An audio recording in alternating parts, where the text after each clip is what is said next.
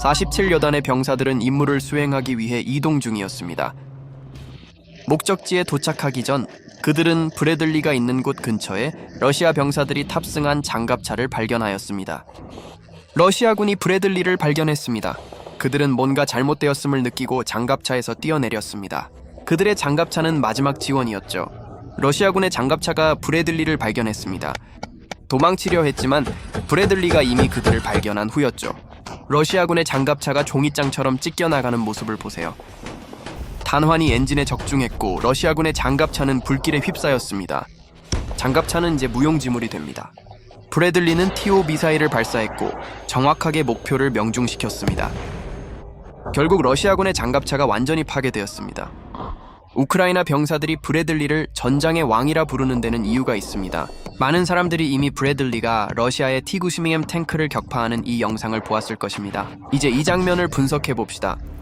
브래들리는 보병을 지원하기 위해 전장에 투입되었지만 예상치 못한 일이 벌어졌습니다. 갑자기 러시아의 최신 전차 T-90M이 나타난 것이었죠. 브래들리의 지휘관이자 사수인 세르게이는 전차와 정면으로 마주치는 것이 가장 두려웠다고 말했습니다.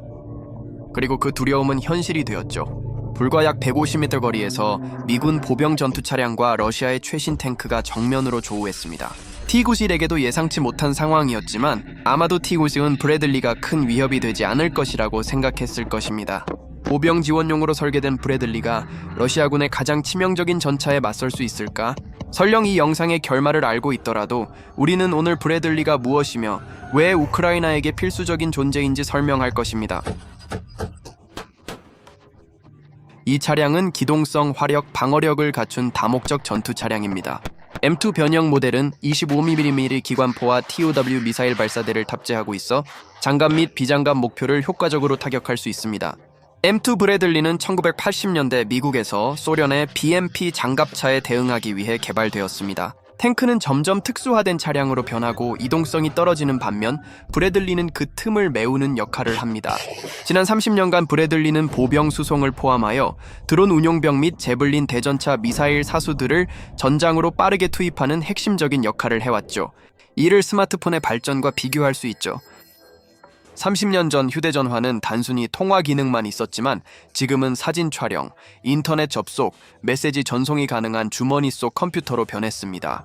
브래들리는 오늘날 전장에서 스마트폰과 같은 존재입니다.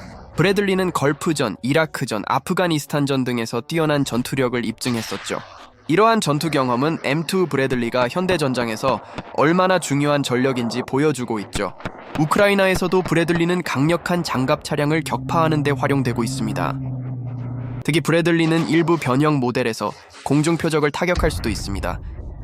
주 목적이 보병 수송이긴 하지만 대공 무기를 장착한 보병들을 안전하게 수송하며 공중 및 지상 위협을 무력화할 수 있죠.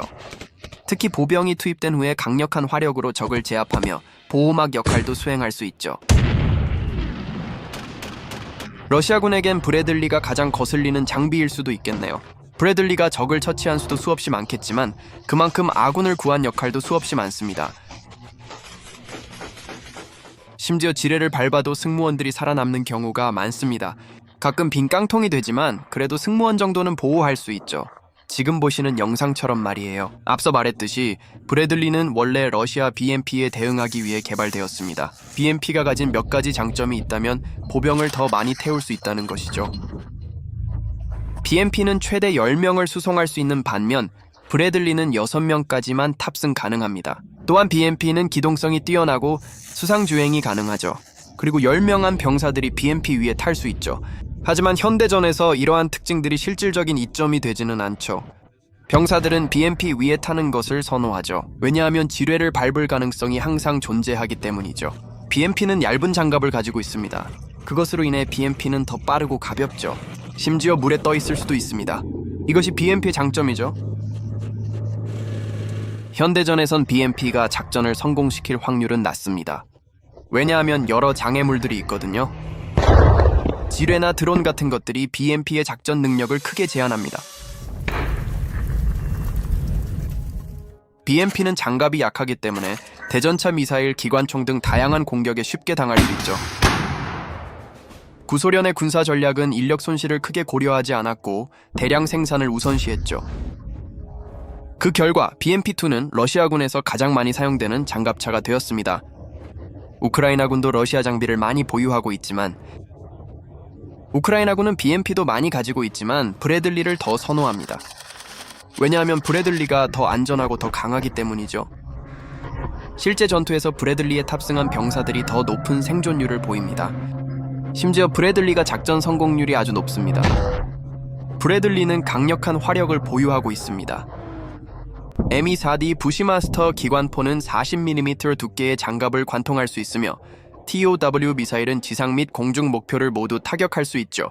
이 영상에서 브래들리가 BMP를 얼마나 쉽게 관통하는지 보시죠. 25mm 기관포의 탄환이 BMP의 장갑을 뜨거운 칼로 버터를 자르듯 뚫고 지나갑니다. BMP에서 연기가 나네요. 그들은 이제 끝입니다. 여기 3D 시뮬레이션을 보시죠. 브래들리 탄약이 장갑책에 얼마나 치명적인지 보여줍니다. BMP의 장갑이 아주 찢겨나가는 걸 볼 수 있죠. 승무원에게도 매우 치명적이죠. 그리고 TOW 미사일도 한몫합니다. 대부분 적의 장비를 타격하는 데 쓰이죠.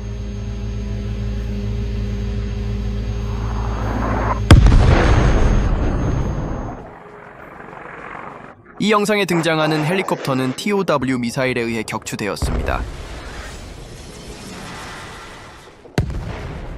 BMP도 30mm 기관포와 대전차 미사일을 탑재하고 있지만 브래들리의 무장에 비하면 낡고 비효율적입니다. ATGM 미사일도 보유하고 있지만 장비가 너무 오래되었습니다. TOW와는 비교도 안 될 정도로 성능이 떨어집니다. 결국 기술력의 차이입니다. 브래들리는 심지어 일부 전차의 공격도 견딜 수 있으며 우크라이나 전장에서 높은 생존성을 입증했습니다. 전반적으로 M2 브래들리는 러시아 장갑차뿐만 아니라 일부 전차까지도 효과적으로 격파할 수 있습니다. 왜냐하면 화력과 기동성 모든 것을 갖추고 있기 때문이죠. 물론 지휘관의 역할도 중요하죠. 지휘관은 모든 상황을 대비해야 합니다. 예를 들면 기습 공격이나 예상치 못한 공습, 그리고 포격 등이 있습니다. 이제 전장으로 다시 돌아가 봅시다. 이 영상에서는 러시아군이 기갑 돌격에 실패하고 차량을 버리고 도망치는 장면이 나옵니다.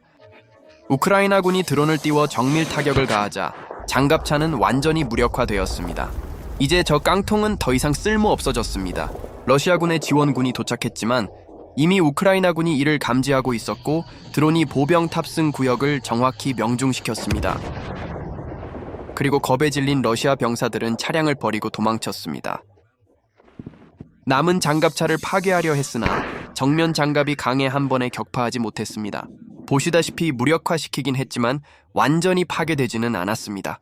그러나 세 번째 드론이 탄약고를 정확히 타격하며 차량을 폭발시켰고 그 자리엔 불타버린 잔해만 남았습니다. 어떻게 장갑차가 터지는지 보세요. 그저 잔해만 남았습니다. 이제 브래들리와 T9Z의 결전을 다시 살펴봅시다. 그저 약 150m 거리에서 조우했습니다. 브래들리 지휘관은 그때가 가장 무서운 순간이었다고 했습니다. 하지만 전투가 벌어졌고 두려움에 사로잡힐 여유는 없었습니다. 브래들리 사수는 탱크의 정면 장갑을 뚫을 수 없다는 걸 알고 있었습니다. 브래들리는 포탑 회전 장치가 보일 만큼 가까이 다가가자 정밀 사격을 개시합니다. 결국 브래들리는 성공적으로 회전 장치를 파괴하는 데 성공합니다.